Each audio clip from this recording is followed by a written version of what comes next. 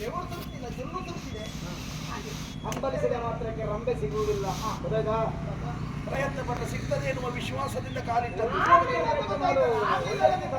ಕುರಿ ರಾಜನಾಗಬೇಕು ಎನ್ನುವ ಹಾಗೆ ಅರಮನೆಯ ಉಳಿದ ಏನು ಮಾಡೋಣ? ಇದ್ದದ್ದು ಕಳ್ಕೊಂಡು ಇದ್ದ ಅವಕಾಶ ಕಸಿದುಕೊಂಡಿರಲ್ಲ ನೀವೆಲ್ಲ.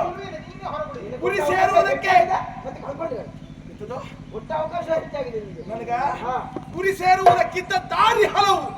ನಾನು ಕೈಗೊಂಡ ದಾರಿ ಇದು. ಆದ್ರೆ ಅದರಲ್ಲಿ ಹೋಗಿ ಗುರಿ ಸೇರ್ಲಿಕ್ಕೆ ಆಗ್ಲಿಲ್ಲ. ತಪ್ಪೇನೂ ಅಲ್ಲ. ಕುತಂತ್ರ ಎನ್ನುವುದು ಉಂಟು, ತಂತ್ರ ಪ್ರತ್ಯಂತ್ರ ಕುತಂತ್ರ ಉಂಟು. ಅದನ್ನು ಸರಿ ಮಾಡ್ಲಿಕ್ಕೆ ಆಗಲಿಲ್ಲ. ಕಷ್ಟ ಮಾಡ್ಕೊಂಡು ಎಷ್ಟೆಲ್ಲ ಯೋಜನೆ ಮಾಡಿದೆ, ನಿನ್ನನ್ನು ಬಳಸ್ಕೊಂಡು ಅವನನ್ನು ಕೊಲ್ಲಬೇಕು ಅಂತ ಮಾಡಿದೆ, ಆಗಲಿಲ್ಲ. ನನ್ನನ್ನು ಬಳಸ್ಕೊಂಡು ಅವಳನ್ನು ಕೊಲೆ ಮಾಡ್ಬೇಕು. ಹೌದು, ನನ್ನ ವಿರೋಧವನ್ನ ಕಟ್ಟಿಕೊಂಡವಳು. ಆಮೇಲೆ ಯಾರಾದ್ರೂ ಒಬ್ಬರಾದ್ರೂ ಸಾಯ್ಬೇಕು ಅಂತ ಎಣಿಸಿದೆ. ಯಾರು ಯಾರು ಸಾಯ್ತು? ನೀನೇ ಸಾಯ್ಬೋದಲ್ಲ. ನಾವಿಬ್ರು ಸಾಯಿಲ್ಲ. ಹೌದಾ? ಒಂದು ಹೆಣ ಬೀಳ್ತದೆ. ಹೌದು, ಈ ಪ್ರಕರಣದಲ್ಲಿ ಯಾರಾದ್ರೂ ಒಬ್ರು ಸಾಯಿಲ್ಲ. ಒಂದು ಹೆಣ ಬಿದ್ದೇ ಬೀಳ್ತದೆ. ಎಲ್ಲರೂ ಒಳ್ಳೆಯ ರೀತಿಯಲ್ಲಿ ಬದುಕು.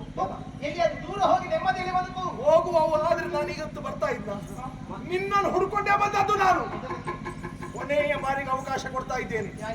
ಸ್ವರ್ಗ ಇಲ್ಲುಂಟು, ನರಕ ಅಲ್ಲುಂಟು, ಯಾವುದು ಬೇಕು ಅಂತ ನೀನು ಯೋಚನೆ ಮಾಡಿ ಆಯ್ಕೆ ಮಾಡಿಕೋ. ನನಗೆ ಸ್ವರ್ಗವೂ ಬೇಡ, ನರಕವೂ ಬೇಡ. ಮತ್ತೆ ನನಗೆ ಪರಮ ಪದ ಬೇಕಾದ, ಅದು ಪತಿಯ ಪಾದ ಅಂತ ನನಗೆ ಅರ್ಥ ಆಗಿದೆ. ಅವನನ್ನು ಬಿಡುವುದಿಲ್ಲ, ಅವನನ್ನು ಬಿಡುವುದಿಲ್ಲ, ನನ್ನನ್ನು ಸೇರುವುದಿಲ್ಲ.